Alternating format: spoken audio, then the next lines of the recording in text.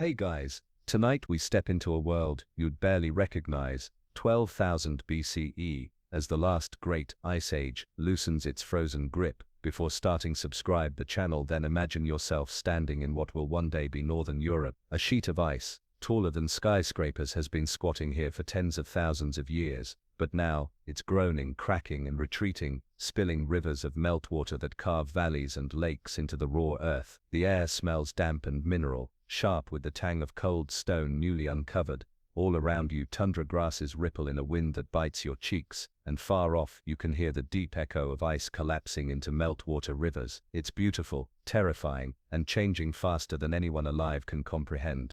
You probably won't survive this, by the way, unless you've got a good mammoth hide coat, a spear sharp enough for rocks, and a stomach strong enough for half-cooked marrow bones. Before we dive deeper into tonight's watery catastrophe, do me a favor. If you're listening in bed, drop your location and local time in the comments below. I love seeing where in the world this flood of history is reaching tonight. And remember, this is 12,000 BCE, the world's most famous story of the Great Flood. So settle in, relax, and let the waters of time carry you safely through. The ground beneath your bare feet is no longer locked in permafrost year-round. For tens of millennia, Ice Age hunters followed herds of mammoth, reindeer, and bison across endless frozen plains. Now suddenly, patches of birch and pine take root where only lichen grew before. Birds return, rivers swell, and fish surge into meltwater channels. You'd smell thawing soil, rich, loamy, earthy, as if the land itself is waking from hibernation. The planet's climate, once brutally stable in its deep freeze, is wobbling into warmth. The retreat of the great ice sheets is not gentle. Imagine hearing thunder every day, not from the sky but from collapsing glaciers. Chunks of ice the size of castles split away and crash into lakes that never existed before. Outwash plains form where torrents of milky blue meltwater fan outward, carrying boulders the size of wagons. It's loud, violent, and unstoppable. To ancient humans, these sounds must have felt like the sky itself was cracking. And here's the kicker: as that ice melts, seas worldwide begin to rise. You might think it's slow, like watching a puddle creep up a driveway, but even a few inches per decade, multiplied across the centuries, means whole shorelines vanish, entire valleys fill with salt water, hunting grounds sink, and coastlines redraw themselves like a map, being erased in real time. For you, living on the edge of survival, this is terrifying. Your fishing camp, by the riverbank, in a generation it's underwater. Your sacred cave with carvings of bison, gone, lost to waves. Humans are stubborn though. You'd adapt. Maybe you'd start following rivers inland, chasing fish where they spawn in swollen streams. Maybe you'd shift your huts uphill, dragging hides and poles higher and higher each season. But deep down you'd know something bigger was happening. Elders around the fire would mutter that the world itself was tilting, that gods or angry spirits were unleashing punishment, because it doesn't just rain, it pours. Glaciers act like clogged drains, and when they break, meltwater roars downstream in catastrophic pulses. Whole river valleys can flood overnight. If you're unlucky enough to be camped nearby, your entire clan could be swept away before dawn. One of the wildest parts: giant lakes form behind ice dams, millions of gallons of water trapped like a ticking bomb. And when those dams break, it's apocalyptic. In North America, glacial Lake Missoula bursts repeatedly, unleashing floods that scoured Washington state. You'd see water walls taller than your hut racing at highway speeds, ripping forests out by their roots. Rocks grind against each other so violently they polish bedrock smooth. When the water drains, it leaves behind eerie dry channels called scablands, where nothing grows right for centuries. Humans watch this chaos and carry it in memory. Imagine you're sitting with your people on a high ridge, staring down at a valley that used to be hunting ground. Now it's a lake stretching farther than you can walk in a day. Fish flop along the muddy shoreline, tempting but strange. Your world has changed overnight. So you tell stories, you warn your children, the waters will rise again. The gods may punish. We must be ready. And just like that, the seed of the Great Flood myth is planted. Meanwhile, animals are on the move. Mammoths, already stressed by warming climate and human hunting, shuffle northward, their shaggy coats catching the last cold winds. Herds dwindle. Reindeer give way to red deer, then boar. Imagine your clan's confusion. One year spears are for mammoths. The next you're learning to trap rabbits and fish. The land is shifting beneath your bare feet, demanding flexibility you didn't know you had. Jokes aside, you'd be miserable most of the time. Try sleeping in a damp hide tent while rain soaks through, knowing tomorrow you'll trek 10 miles through ankle-deep muck to follow a disappearing herd. You'd smell like wet dog, and your shoes, if you even had shoes, would be sodden leather that never quite dries. If you complain though, some ancestor probably tells you better soggy feet than frozen lungs. Perspective is everything. And through all this, rivers swell like never before. Streams once easy to ford are now raging torrents. The sound of rushing water becomes the soundtrack of your life. Even far from coasts, inland floods reshape everything. Some floodplains, newly fertile with silt, draw early farmers. Others drown whole generations of huts, leaving behind nothing but driftwood. Water is both gift and curse. It feeds crops, but it also takes lives. By 12,000 BCE, the Ice Age is truly ending. Temperatures climb, seas rise, and humans face a new Earth. From the Euphrates to the Indus, from the Yangtze to the Mississippi, floods become a common terror. Every society living near water, and that's basically everyone, stores these memories. They will be retold, polished, mythologized, and centuries later, when scribes set stylus to clay or ink to parchment, those ancestral whispers will resurface as stories of the Great Flood.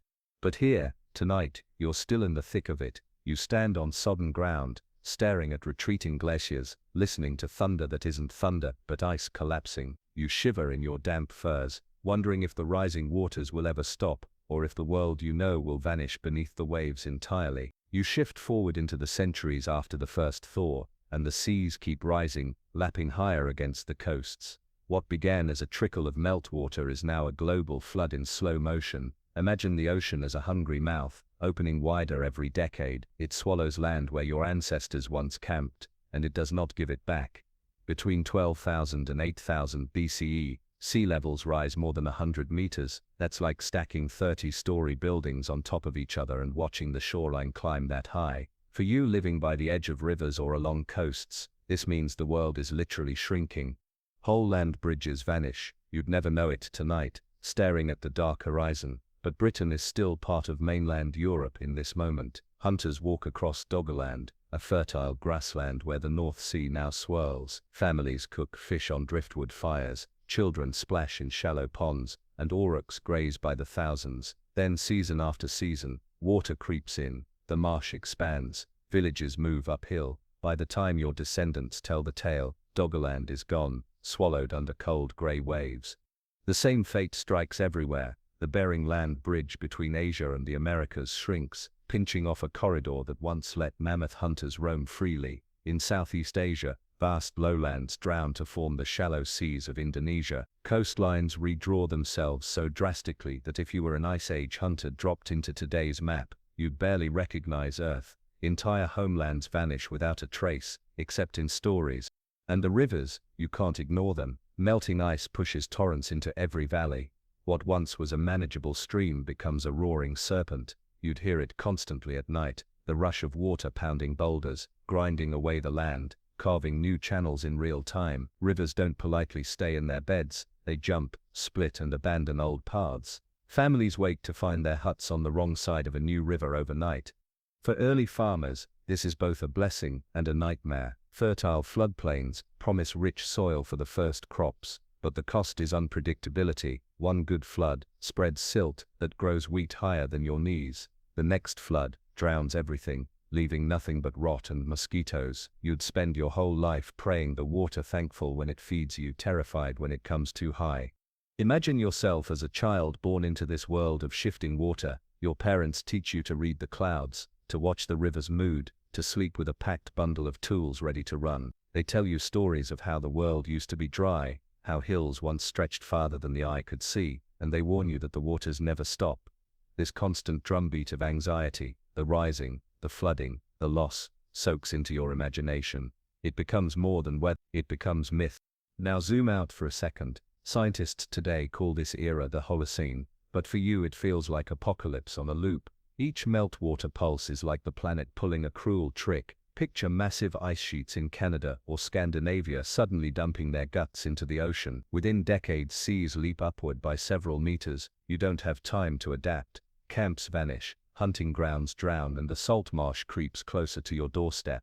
Picture a day where the sky opens and doesn't close. Rain hammers your hut for weeks, maybe months. Rivers merge into lakes, lakes into seas. From your vantage on a small rise, you watch your world turn to water. The animals scatter, the fish surge inland, and your people cling to rafts, dugout canoes, anything that floats. When you survive, if you survive, you tell your children, the flood took it all, and that phrase, repeated for centuries, becomes the cornerstone of the great flood story. Jokes are few in a drowning world, but imagine a teenager rolling their eyes at their parents' warnings. The water's always rising, Mom, it's fine. Fast forward a generation, and that same teen is building a hut farther inland after losing the old one. History proves the parents right again and again. Humanity, it seems, has always been bad at listening until disaster smacks us in the face. Every shoreline becomes temporary. Families move like hermit crabs, always inching uphill, always abandoning what was once home. Fires are lit on new ground, prayers whispered to new gods, but the memories remain. You remember the place where your grandmother's hut once stood, now nothing but rippling waves.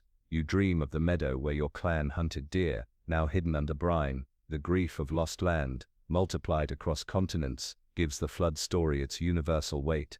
And through it all, people begin to watch the stars differently. They notice patterns, they count seasons, and they pray harder, because when the water rises, it feels less like geology and more like judgment. The end of the Ice Age isn't just climate change, it's divine wrath in the eyes of people barely clinging to survival.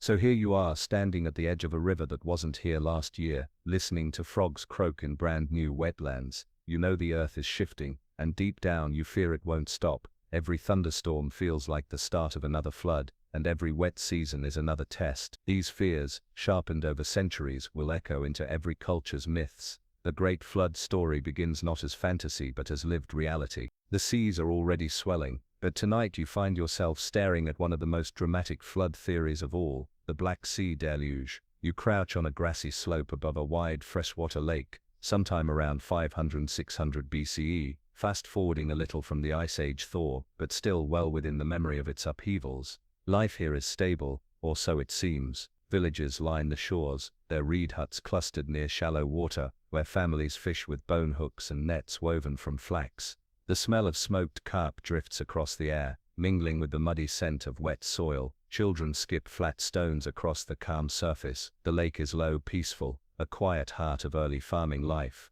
But not for long.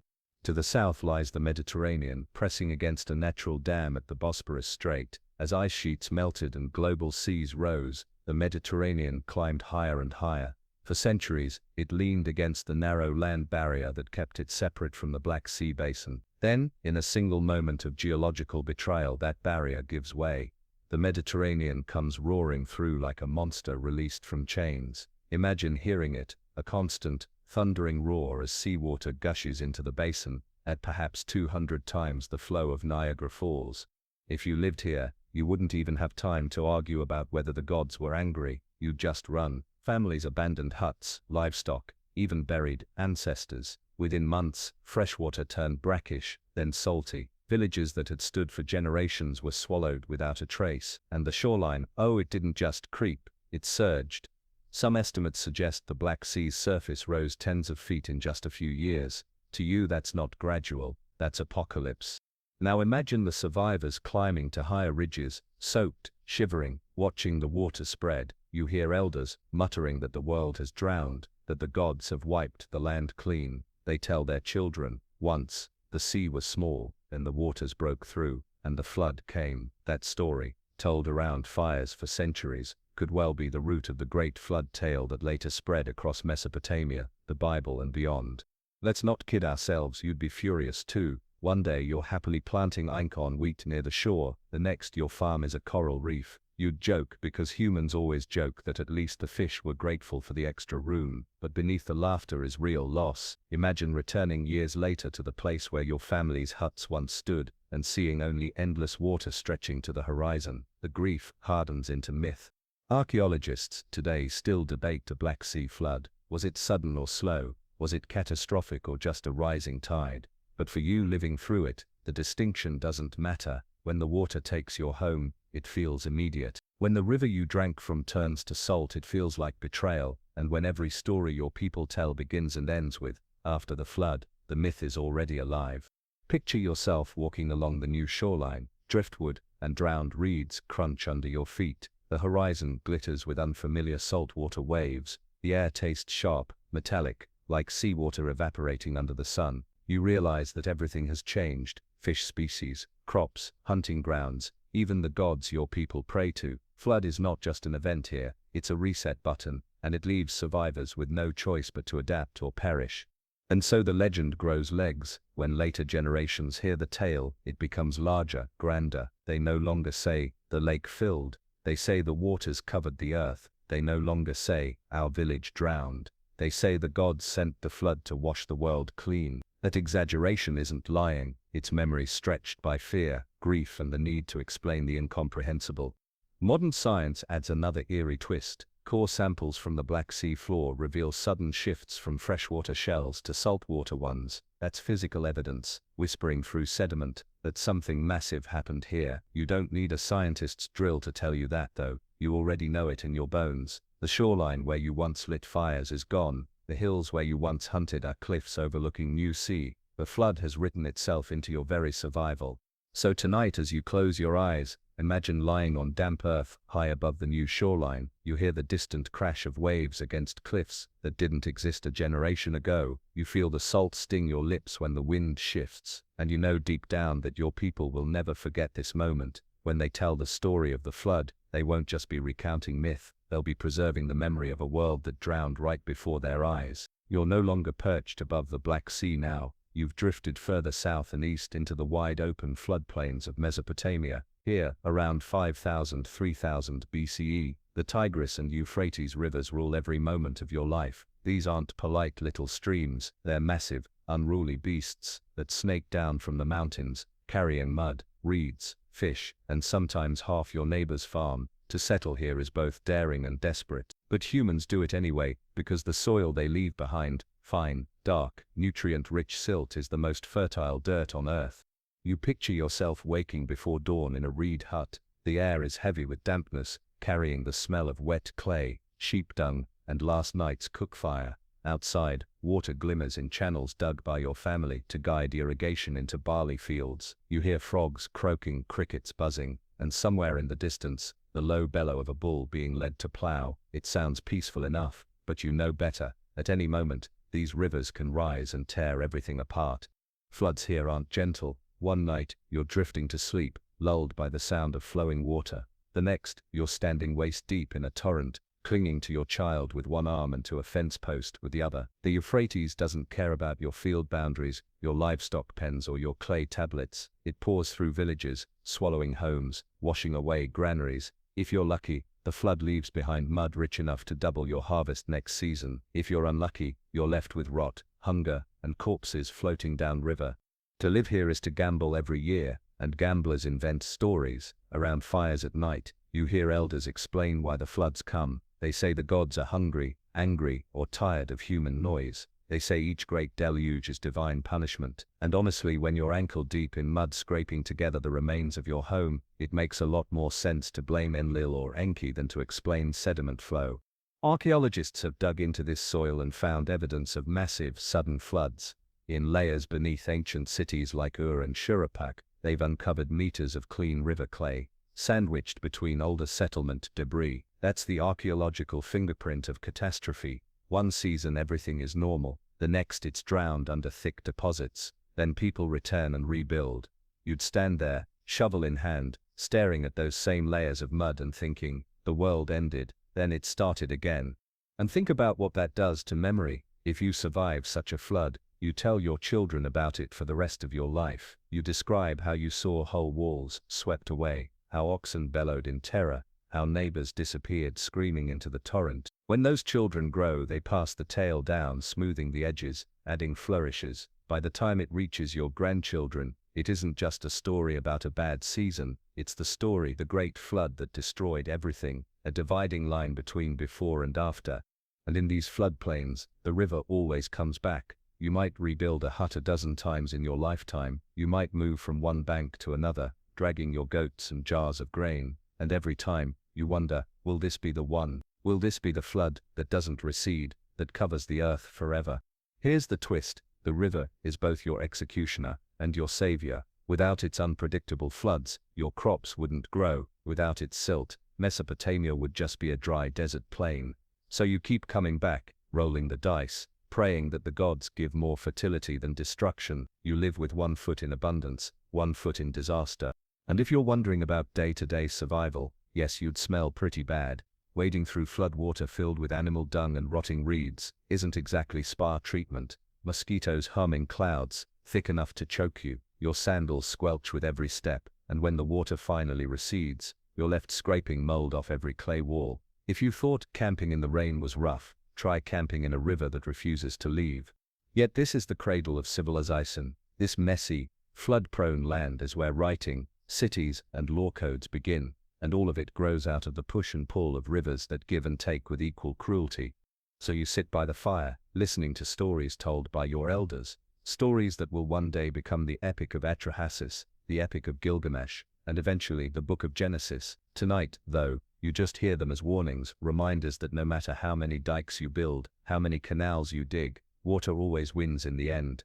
Then deep in your chest, you know the Great Flood isn't just a story, it's a memory carved into mud, carried in bones, and whispered into eternity. The smell of wet earth is still on your skin as you shift forward in time, deeper into the cradle of Mesopotamia. Tonight you sit cross-legged in the dim glow of a flickering oil lamp, and someone older, wiser, maybe a scribe, maybe just an elder with a good memory, begins to chant a list, not a bedtime story, not even a prayer, but a list of kings. It's the Sumerian king list, scratched onto clay tablets in tidy cuneiform, and it begins with something that makes the hairs on your arms rise. There were kings before the flood. That's not metaphor. That's how they mark time here. History is sliced neatly into 2 halves before the flood, and after the flood. You know the flood they mean, not just the seasonal rising of the Euphrates that ruins a barley crop, but the flood, the catastrophic one, the one so big that memory itself split apart when it happened. The king list rattles off names. Some reigns absurdly long. One king supposedly rules for 28,800 years, another for 36,000. You snort, because let's be real, if you can't even survive mosquito season, you're not clocking 36 millennia on the throne. But exaggeration is the point. These antediluvian kings, the ones before the flood, are meant to feel like giants, almost divine, belonging to an age so different it's barely human. Then comes the line, then the flood swept over, and after that, reigns shrink down to mere hundreds of years, then tens. The message is clear, the flood reset everything. Imagine yourself hearing this list as a child. You don't question the numbers, you let them wash over you like the cadence of a lullaby. But what lodges deep in your bones is the division. There was a world before the waters came, and there's the world you live in now. That boundary is as solid to you as sunrise. And this is where myth and record blur. Archaeologists digging beneath sites like Shurapak or Kish find layers of clean river silt buried under ruins. Flood layers, evidence that yes, something truly drowned these cities before rebuilding began. Maybe not the whole earth, but certainly the whole world as your ancestors knew it. And if your world is just the strip of fertile land between the rivers, then yes, it ended in water. Now add in the politics. A king who claims to rule after the flood automatically claims legitimacy. He's not just some guy bossing around farmers, he's the chosen leader of a humanity reborn, a new order after chaos. You can almost hear the propaganda speeches. I rule because the gods spared me from the flood. It's a powerful line, and you'd probably believe it if your hut was made of mud, and your life expectancy barely cleared 30. And here's where your own skepticism kicks in. Sitting by that fire, you might whisper to a friend, "Come on, no one lives 30,000 years." But when your friend shushes you because mocking the king list is basically mocking the gods, you shut up. Better to laugh privately about how you can barely survive mosquito season, let alone eons. Still, you can't deny the power of the story. The king list isn't just record keeping, it's myth woven into bureaucracy. It cements the flood, not only as a disaster, but as a dividing wall in human history. And every time the rivers overflow again, every time huts collapse in mudslides, you're reminded that the line between myth and memory is very thin. So tonight, as you trace the shapes of cuneiform on a damp clay tablet, you realize you're not just writing names, you're inscribing the echo of a flood that never really ended, a flood that is always rising, always threatening to reset the world again. And that whisper, that nervous thought lingers. If the flood came once, who's to say it won't come again? The fire crackles low, and the elder's chant fades. Now the clay tablets give way to something older, more urgent, an epic told not to glorify kings but to explain survival itself. Tonight you listen to the epic of Atrahasis, the Akkadian flood story carved into memory and clay, and this one doesn't start with rain or rising rivers, it starts with angry gods. The story begins with a problem: humanity is noisy. Too noisy. Imagine that, you and your fellow villagers, grinding grain, building canals, whispering gossip, and somewhere up in the heavens, the gods are sighing.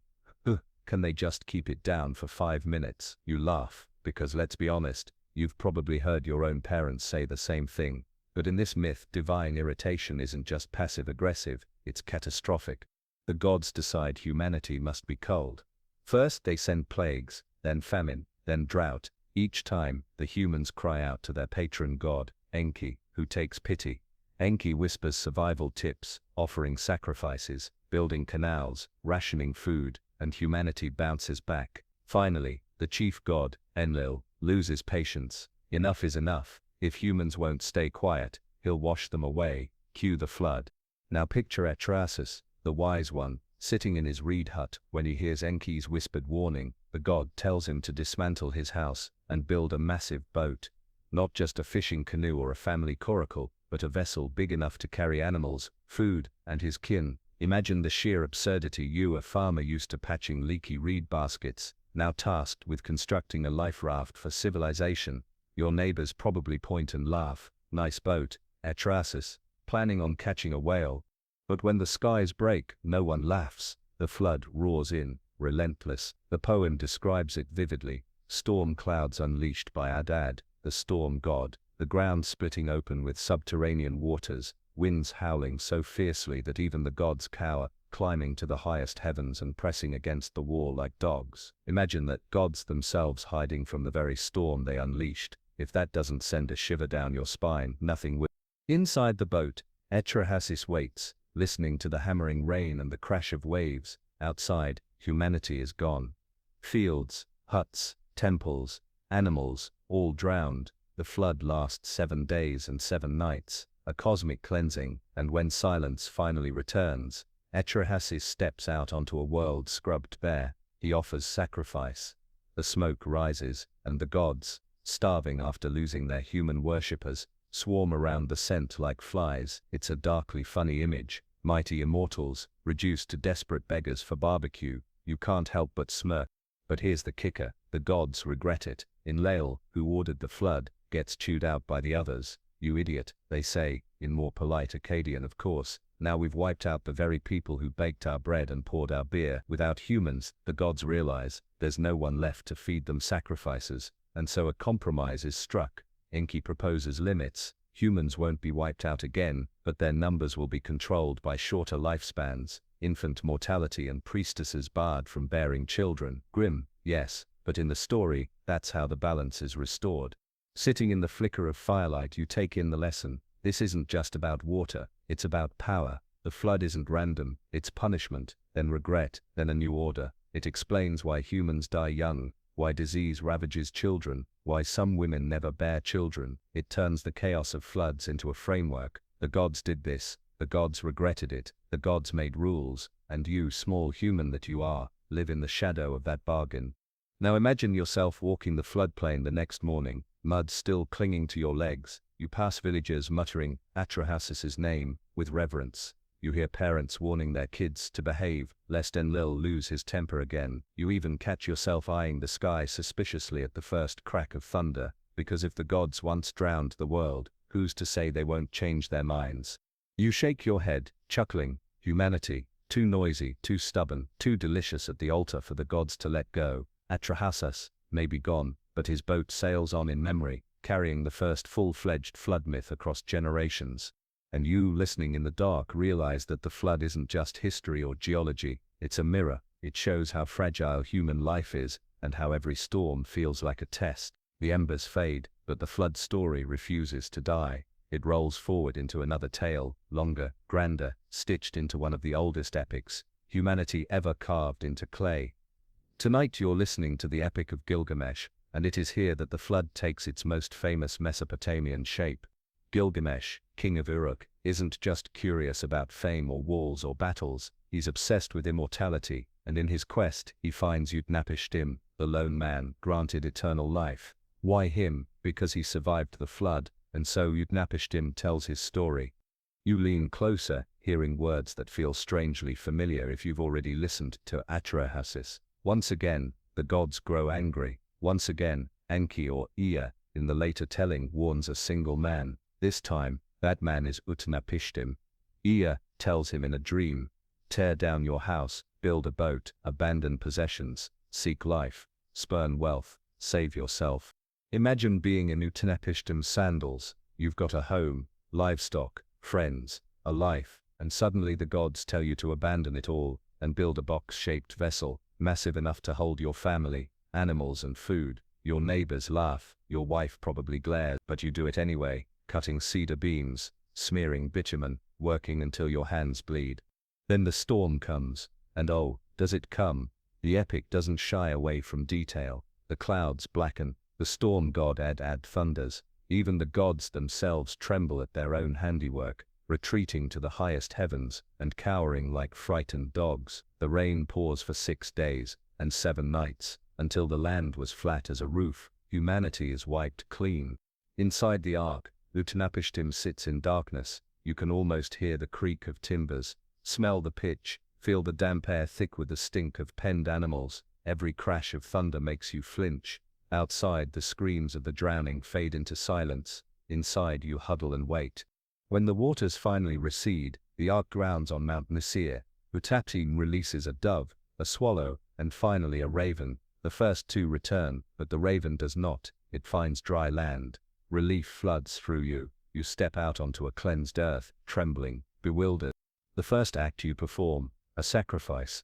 You pile up wood, burn offerings, and the smoke spirals into the sky. And just as in Atrahasis, the gods descend like flies, desperate for the scent of food. It's almost comedic, if you weren't still soaked to the bone. The immortals, mighty and proud, reduced to scavengers, sniffing after roasted meat. Enlil, the ringleader of the flood, rages when he sees survivors, but Ea rebukes him. Punish with lions, punish with wolves, punish with famine. But don't drown everyone next time. Even the gods have to admit they overdid it. And so Utnapishtim is granted immortality, not as a gift, but as a sort of cosmic apology. Sitting in the flicker of torchlight, you realize how familiar this story feels. The details, boat, animals, birds, sacrifice, are echoes that ripple forward. You know they'll resurface in Hebrew scripture as Noah's Ark, but here in Mesopotamia, they are already fully alive. Centuries older than the Bible, carved into clay tablets that somehow survived just as the man himself did. And yet, the Epic of Gilgamesh doesn't end with the flood. It ends with the message that even if you build walls, hunt monsters, or survive deluges, immortality slips away. Humanity's fate is to live, die, and be remembered in stories. You sit back, letting that lesson sink in. You might not live forever, but the flood myth will. It's already outlived kings, cities, empires. It's outliving you right now. You can almost smile at the irony. Humanity spends millennia trying to keep its huts dry, but the story of drowning becomes the thing that floats forever. So you close your eyes, hearing Utnapishtim's voice drift away. I survived the flood, and I am still here. You've listened to Utnapishtim's tale, but the flood story doesn't stop with Mesopotamia. It sails west, carried by wandering traders and exiled peoples, and eventually settles into one of the most famous retellings of all, the story of Noah's Ark in the Hebrew tradition. Now, imagine yourself not in Uruk or Shuruppak, but in the rolling hills of Canaan. Centuries later, shepherds tend flocks on rocky slopes, olive trees cling to dusty ridges, and the smell of smoke from dung-fueled hearths drifts through the valleys. People here have heard flood tales before, echoes of Atrahasis, whispers of Gilgamesh, but in their hands the story is reshaped into something deeply moral, something about covenant and promise. The Hebrew version begins not with noisy humans irritating the gods, but with a world drowning in corruption. Violence fills the earth, greed festers, and humanity, in the eyes of Yahweh, has failed. So the divine decision comes, to cleanse the earth with a flood. Enter Noah. Like Atrahasis, like Utnapishtim, he is singled out not for silence, not for wisdom, but for righteousness. Blameless in his generation, the texts say. You picture him scratching his head as God lays out instructions. Build an ark of gopher wood, 300 cubits long, 50 wide, 30 high. For context, that's longer than a football field, taller than a 4-story house. Imagine being a herdsman or farmer, asked to suddenly become the world's first shipwright. No pressure. Neighbors must have laughed, muttering, "Noah's lost it." Kids probably pointed and jeered, but Noah builds anyway. Day after day, he cuts wood, smears pitch, hauls beams, shapes planks. Each hammer strike is a gamble of faith against ridicule. Then comes the animals. Pairs of every kind, creatures that bite, creatures that bleat, creatures that stink up the ark before it even sails. Picture the noise, the bray of donkeys, the hiss of snakes in baskets, the lowing of cattle, the screech of birds flapping against wicker cages. The ark becomes a floating zoo before the flood even begins. Then the skies open, rain lashes the earth for 40 days and nights, pounding so hard you can't hear yourself think. Springs burst from the deep, rivers swell into seas. Everything, villages, hills, vineyards, fig groves, is swallowed. You're huddled inside the ark, ears ringing with animal chaos, stomach turning from the stench of manure and damp wood. Outside, the screams fade into silence. The waters rise until even the highest mountains disappear beneath the waves. You peer through a hatch and see nothing but endless rolling water. The world has been erased. But survival comes in stages. After months, the ark grinds against the slopes of Ararat. Noah releases a raven. It circles, returns. He sends a dove. It finds nothing. Another week, another dove. This one returns with an olive leaf in its beak. Relief surges through you like sunlight breaking storm clouds. Land exists. Life survives. When the ark is finally opened, the flood survivors step onto a cleansed world. Noah builds an altar and offers sacrifice, the smoke curling into the sky, and this time, the God of Israel doesn't descend like a hungry fly. He makes a covenant, no more floods to wipe out humanity. As a sign, a rainbow arcs across the clouds, a promise painted in color. It's a powerful shift. In Etrahasis and Gilgamesh, the flood ends with regret and bargaining. Here it ends with a vow of mercy. You can almost feel the weight lift from your chest. Humanity may falter, but the world won't be drowned again. Of course, you're still left with the logistics. Imagine being Noah's kids tasked with mucking out the ark after months afloat. The smell alone would scar you for life. Someone had to feed the lions without getting eaten, clean up after the elephants, and make sure the mice didn't become hawk food before the voyage was over. Not exactly a vacation cruise. But jokes aside, the Noah story carries forward the oldest flood memories and reframes them. It isn't just about survival, it's about moral responsibility, about trust in a single God, about hope after catastrophe. It transforms raw trauma into reassurance. Yes, the flood came, but it won't come again. And you hearing it tonight can almost imagine the rainbow arching across your own darkened sky, promising that however much water rises, humanity will find a way to stay afloat. You've heard of Etrahasis, of Utnapishtim, of Noah, but the flood myth doesn't just live in the Fertile Crescent or the Mediterranean hills. It travels east, all the way to the lands of ancient India. Tonight you sit beside the banks of the Saraswati River, listening to another survival story, the tale of Manu and the fish. Here the flood doesn't begin with thunderous rain or angry gods. It starts with a tiny creature, a fish, caught in Manu's hands as he scoops water. The fish begs, "Do not throw me back, for I fear the bigger fish. Keep me safe and I will save you." You laugh softly, imagine a fish talking, but Manu, compassionate and wise, does as asked. He transfers the fish from his jar to a pond, from pond to a river, and finally into the ocean. As it grows vast and golden, the fish is no ordinary creature. It is Vishnu in disguise. The god warns Manu that a flood will wash away the world. "Build a boat," he says, "and fasten it with a sturdy rope. When the waters rise, I will return." And so Manu builds, gathering seeds, animals, and the 7 sages, the rishis, to preserve knowledge and life. Then the deluge begins. The sky splits open, rain lashes endlessly, rivers burst, oceans climb mountains. Imagine being on that boat, lashed by ropes to the horn of the enormous fish, who pulls you through chaos like a divine tugboat. Around you, waves tower higher than trees, lightning cracks across endless grey water, and the cries of drowning creatures echo into silence. You cling to the rail, soaked, praying you tied the knots tightly enough. The boat drifts for days, weeks. Who can tell? Time itself drowns when every horizon is water, and then, as promised, the fish guides the vessel to the Himalayas, anchoring it to the tallest peaks. When the waters recede, Manu steps onto the cleansed earth. He offers libations, performs rites, and from him, new generations are born. This version feels gentler, more cyclical. The flood is not rage, not punishment, it's renewal.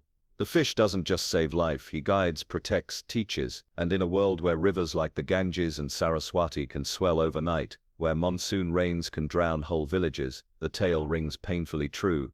You can imagine the elders of ancient India retelling it during monsoon season, rain hammering thatched roofs, children huddled close. The waters will rise, they'd say, but Vishnu will guide the faithful through. It's comfort in a land where too much rain can be as deadly as too little. And yes, practical, you can't help but think, cramming sages, animals and seeds into one boat sounds crowded. At least Manu didn't have to clean up after elephants for 40 days like Noah did. Still, the point isn't logistics, it's survival, it's memory. So as you sit on the damp banks tonight, the monsoon clouds heavy above, you feel the thread connecting east to west.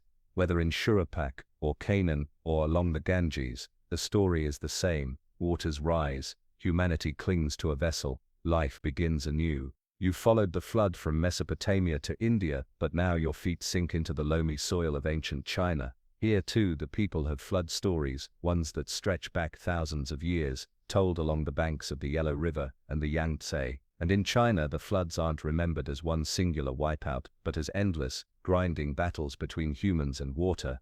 The Yellow River has a nickname, China's Sorrow. You can probably guess why. It carries so much sediment that its bed rises above the surrounding land, like a raised trough balanced on a hill.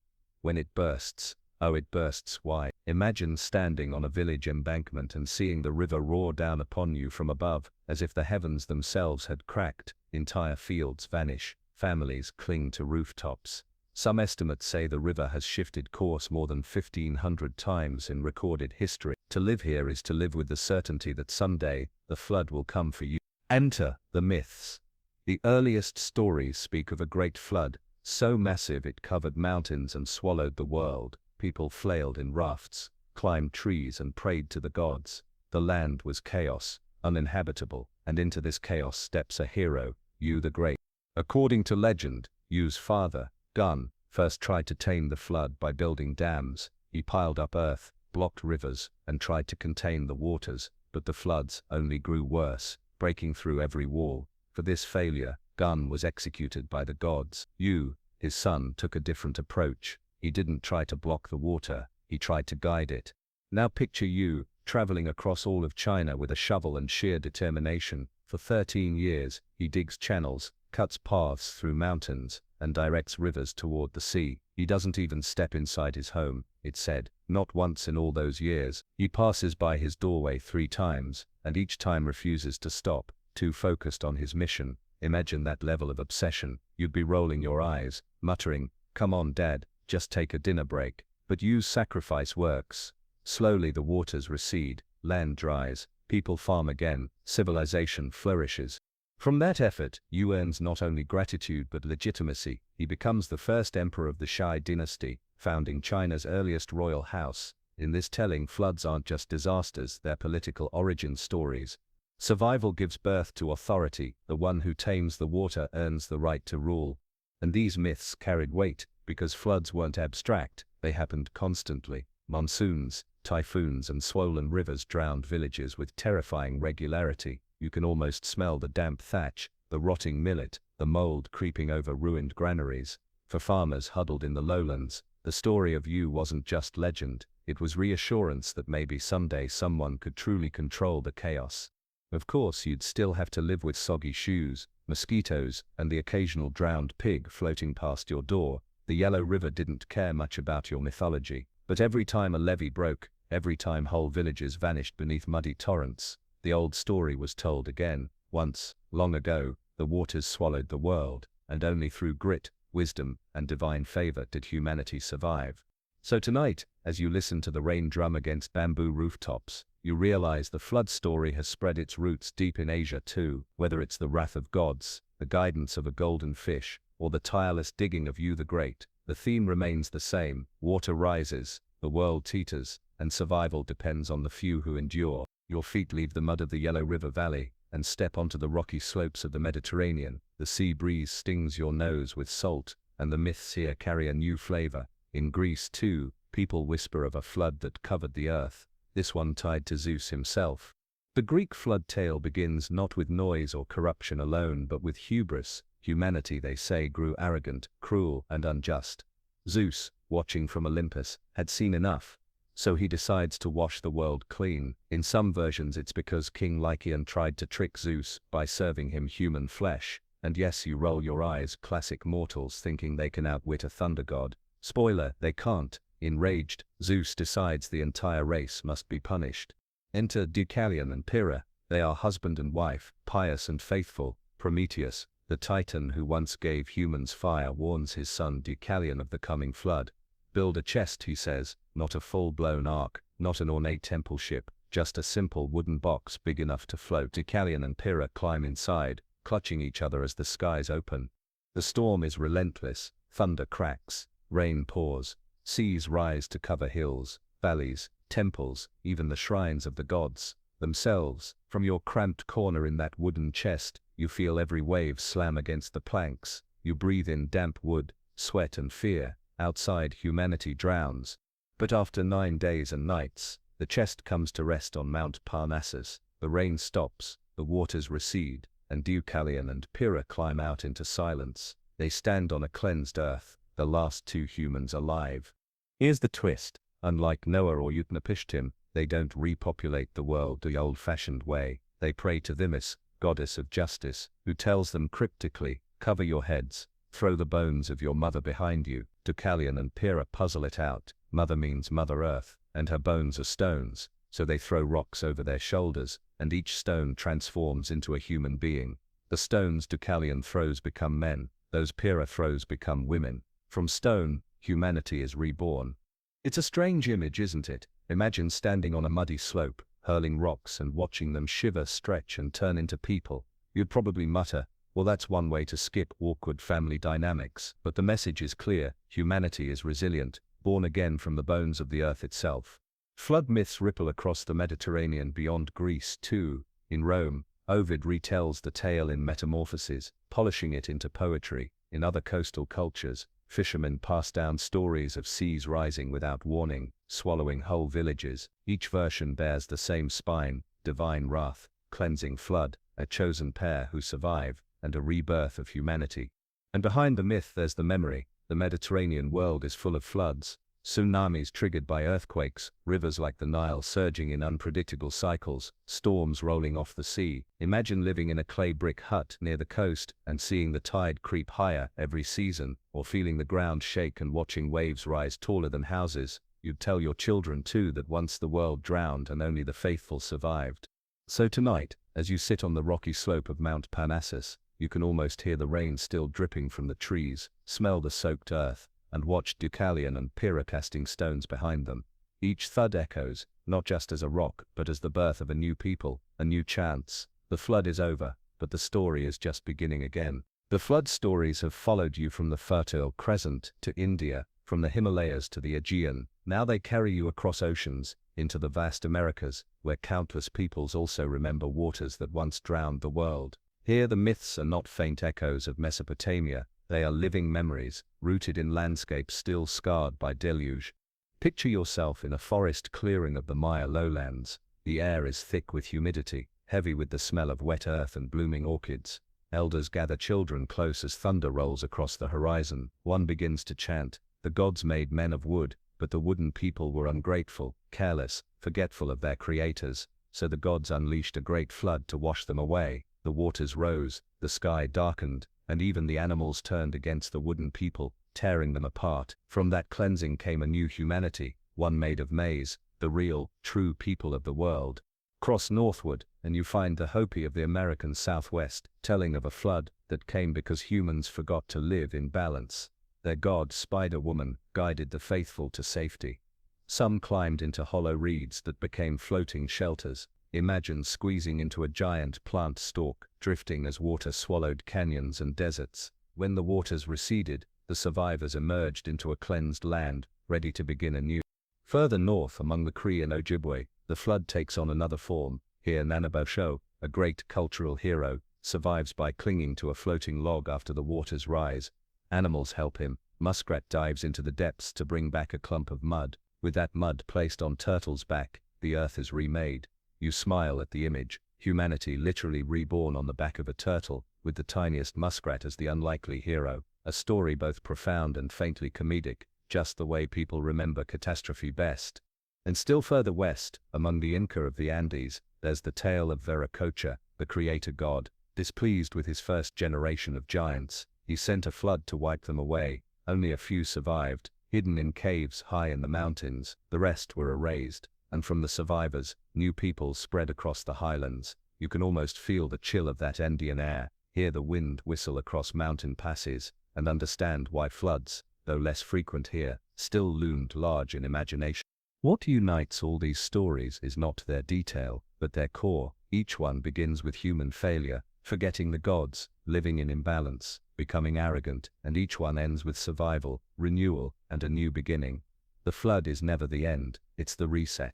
Of course, if you lived through one of these events, the humor would be bitter. Imagine yourself in a reed shelter, rain hammering for days, listening to your uncle mutter, "Well, at least we don't have to weed the fields anymore." That's the human way. Crack a joke in the middle of disaster, because if you can laugh, you can survive.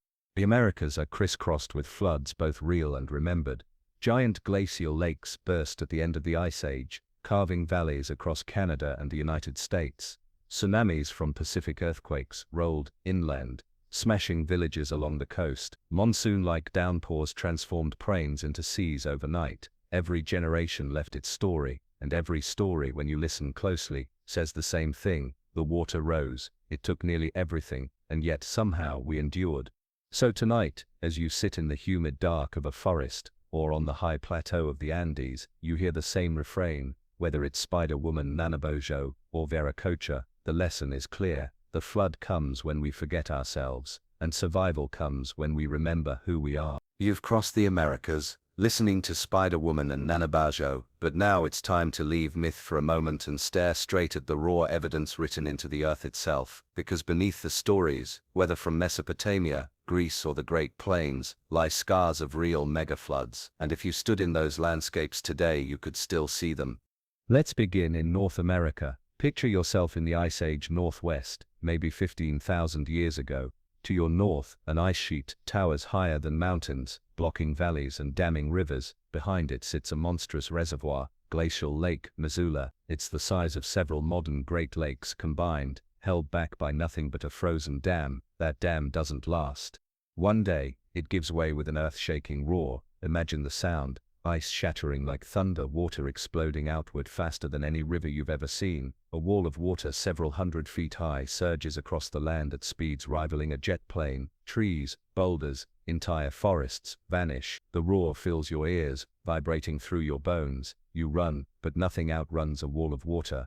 When the flood finally recedes, the land is unrecognizable. Valleys are scoured into bare rock. Boulders the size of houses are dropped in random fields. Channels hundreds of feet deep are gouged into the basalt. Scientists call this the channeled scablands, a bizarre, alien landscape that still stretches across Washington state. Standing there even today, you can almost hear the echo of rushing water. And here's the thing, it didn't happen once, it happened dozens of times. The ice dam reformed, broke again. Each burst sent another cataclysm ripping across the land. To people living there it must have seemed like the world drowned over and over again, without warning. Tell me that wouldn't scar memory into myth. Now cross the Atlantic. In Europe, as the glaciers melted, other floods tore through. Picture the North Sea forming. Once, Doggerland was lush and green, filled with hunters chasing red deer and aurochs. Then came a flood, perhaps a tsunami, triggered by the Storegga slide off Norway, a submarine landslide so massive, it shook the seafloor. Walls of water surged inland, swallowing forests and camps. Overnight, a homeland became ocean. Imagine families scrambling uphill, clutching children, watching their entire hunting ground vanish beneath waves that never receded. Even further back in the heart of Asia, ancient flood pulses reshaped rivers like the Indus, the Ganges, and the Yangtze. In South America, evidence shows massive Andean lakes breaching, torrents tearing valleys apart. And across the globe, sea levels rose by about 400 feet after the Ice Age, slow on a geological clock, but to humans living on the coasts it was fast enough to feel like betrayal. Your grandfather's shoreline camp might be under 10 feet of water by the time you grew old. And we can't forget smaller but equally traumatic floods, local rivers bursting after glacial dams collapse, monsoons swelling lakes, tsunamis sweeping islands. Each one felt like the end of the world to the people who lived through it. Each one demanded explanation, retelling, myth-making. Modern science even gives a name to some of these pulses: meltwater pulse 1A, meltwater pulse 1B, sudden jumps in global sea level that raised oceans by dozens of feet in just centuries. For you, barefoot in a reed hut by the river, that's not centuries, that's my kids lost their fishing ground, that's the burial site of my grandmother is gone, that's lived trauma, the kind that etches itself into stories for millennia. You'd laugh a little though, imagining how you'd explain this to a neighbor. Well, you see, global ice volume is destabilizing due to climatic fluctuations. No one wants that. It's simpler, more powerful to say the gods sent a flood. The story carries the truth without the jargon. So as you walk through the Scablands, or stand on a cliff above the North Sea, or look out across drowned valleys in Asia, you realize the flood isn't just myth, it's geology. It's carved into the bones of the earth itself. The myths are not invented, they are interpretations of scars people couldn't ignore. And tonight, you feel the chill, because if it happened before, it could happen again. You've seen the scars gouged into the land, and now you feel the consequences for people themselves, because when seas rose and rivers burst, it wasn't just landscapes that changed, it was entire patterns of human life. Floods pushed, pulled, and scattered people into migrations that reshaped history. Imagine Doggerland again, the grassy lowland that once stretched between Britain and continental Europe. For thousands of years, hunters and gatherers thrived there, chasing deer, fishing rivers, and building camps on marshy knolls. Then the waters crept higher, each generation. At first, families simply shifted camps inland, but eventually the land narrowed, marshes expanded, and salt crept into freshwater lakes. By around 6000 BCE, the final blow came. Tsunami, or rising seas, swallowed the last of Doggerland. Survivors moved uphill and never returned. Britain became an island, and cultures on either side began to drift apart forever. Across the globe, to Southeast Asia, lowlands that once connected Vietnam, Malaysia, and Indonesia drowned to form the seas we know today. Imagine families forced to paddle across expanding channels, carrying fire, tools, children in dugout canoes. Some went south, island hopping toward Australia, others turned north into China, or west into India. Migration trails fanned outward like ripples, each driven by the press of rising seas.